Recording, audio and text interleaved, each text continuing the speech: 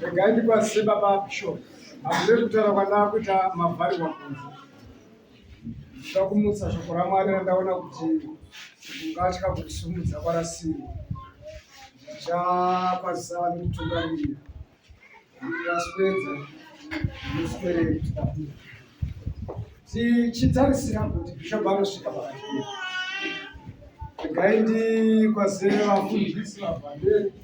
Tina kuvhangeri regaindi tendiri kubata muruoko. Vhangeri naAmai.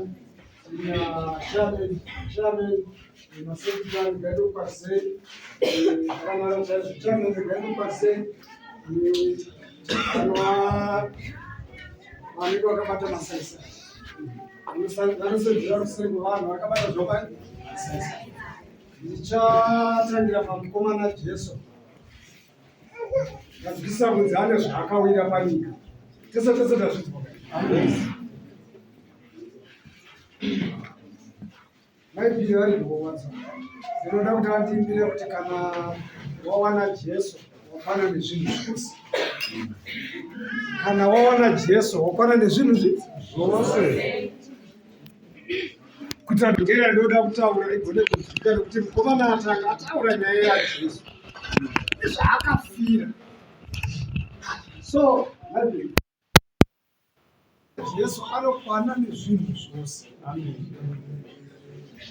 Kana munhu kana achinzi akwana nezvinhu zvose, hakuna chimwe chinorambwa kuseri kwake. Hakuna basa itsamba yezvinhu zvaMwari zvaakuverengwa kuseri kwake. Hakuchaverengwe zvivi kuseri kwake, nokuti anonzwisa kuti zvivi zvangu zvakapera kare. Jesu, iwe wawana zvose kuna Jesu. Wawana, ivi pari kunzi munhu awana zvose, iye ari mukomana ari kunzi awana nemukadzi. Wozikuwana zvose kapana chiri kunimitwa. Wakwana nezvinhu zvose. Wakwana nyange necertificate rausina riri kukwaniswa nekuda kwaJesu. Amen, amen. Amen. So vari kuda kushumira gadzirira, rambai makabata. Nyange nyange achiramba rambo aye, rambai makabata. Mupinde pakushumira shoko raMwari. Mwari ari kutsvaka vanhu vachatevera tsika dzakarehwa naJesu. Kwete dzinorehwa nemakereke, but Jesu dzaanoda, nokuti anoti kuti muende kuna Baba munofanira kupfuura nepandiri. Nyaya yekuti ari kamanji nenjodzi, nokuti vamwe muchaona hamungapfuuri nepari, asi munomuonera kure. Avo vamwe vachipfuura nepari nokuti vanga vachigara naye. Jesu ari kutsvaga vanogara naye Jesu. Kugara naJesu hapataurwe zvizhinji nokuti vakakwaniswa nezvose. Hatokuona taakutaura kuti iwe siya kufunga. Imi Jesu haasi kuda kuti sititaure nyaya dzose idzi. Ndosaka ndisingataure nemi kana dzekuti munodanana sei, nokuti muna Jesu. Kana munhu aina Jesu haudziwi, anokwaniswa nezvose. Nangu muprofita unoona kuti kwazara naJesu. Jesu kana akazara pamuprofita, munhu haatatame, haatauri zvokunzwa, haatauri zvemhepo, anotaura zvokukwaniswa naJesu. Tiprofita tosadziswa. Amen. Ina atata kusumikira kushumira ndakuti ndimutse vanhu ndaona kuti vanhu vanoda kumutswa nogeregere wenesi.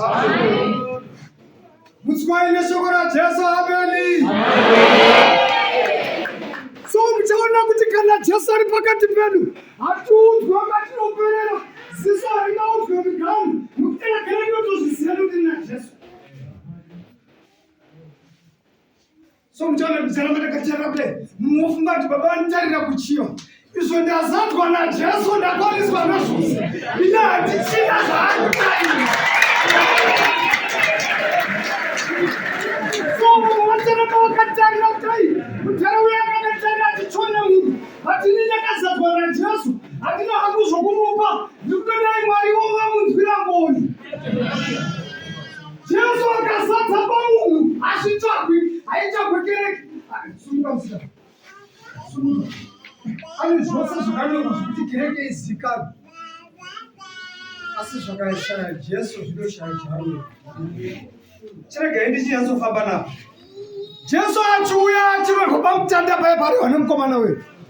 Kwakanga kuine dzimwe nzvimbo dzaiti kana dzichini, munhu aitosungirirwa tambo. Kuti apindemo paitoda tambo refu. yekuti kana vaya vanotaita nguva vanofanira kuti kuti asikwe kusvika votozozuva saka unotikaperi epera kutosaka kudzidzodzi kwauri takaiyaita Jesu ari kuwira kuti isu tisunungurwe.